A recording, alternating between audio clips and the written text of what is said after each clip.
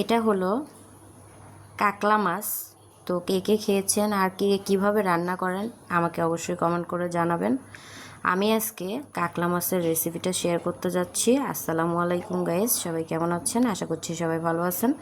তো এই যে কাকলা মাছগুলোকে আমি সুন্দর করে কেটে ধুয়ে বেছে নিছি। এখন এটা আমি রেডি করছি। আর এখানে হলো বেশি করে পেঁয়াজ নিছি, রসুন আছে, কাঁচামরিচ বেশি করে দিছি। যেহেতু এটাকে আমি আজকে ভুনা করতে চাচ্ছি, মানে হাত দিয়ে মাখিয়ে সব কিছু উপকরণ একবারে দিয়ে একবারে তুলে দিতে চাচ্ছি। এতে করে কি হবে, তাড়াতাড়ি রান্নাটা হয়ে যাবে। তো সাথে থাকুন আর আমার ভিডিওটি দেখুন।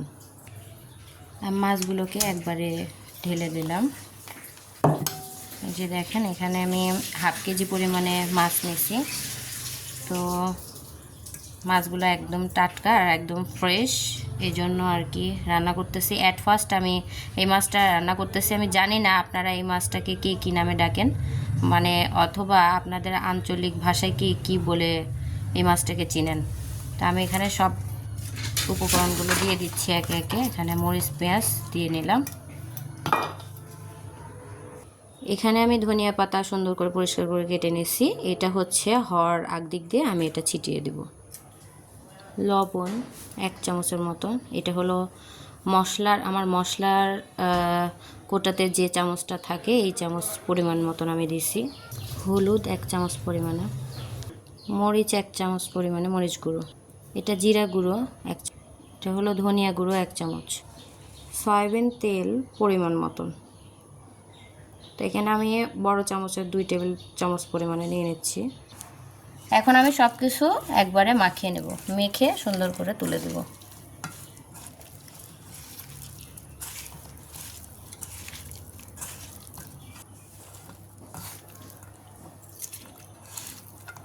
এই যে দেখেন, আমি সুন্দর করে এখানে মাখিয়ে নিলাম। এই যে আমার কালারটা এরকম আসছে সুন্দর। এখন আমি পরিমাণ মতন পানি দিব, দিয়ে উঠিয়ে দেব। এই যে দেখেন, সুন্দর একটা মাখানোর হয়ে গেছে। তো যাই হোক, আমি এখন উঠিয়ে দিচ্ছি।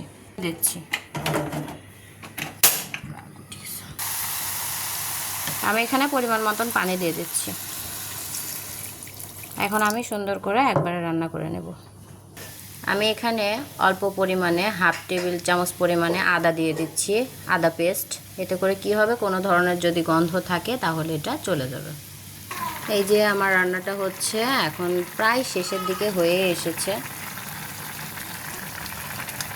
তো আমার মাছটা এই যে হয়ে আসছে। তো এই মুহূর্তে আমি একটু ধনিয়া পাতাগুলো দিয়ে দিচ্ছি। এতে করে কি হবে, সুন্দর একটা স্মেল আসবে, খেতেও ভালো লাগবে আর দেখতেও দেখেন কতটা সুন্দর লাগছে। আমার তরকারির কালারটা দেখেন, মাশাআল্লাহ অনেক সুন্দর।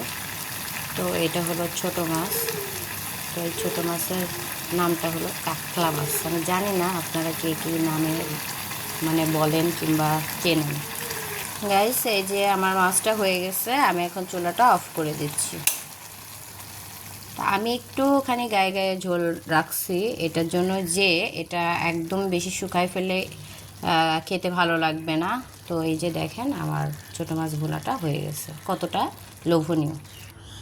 এই যে আমি এখন আমার মাছগুলোকে সুন্দর করে পরিবেশনের জন্য ঢেলে নিচ্ছি।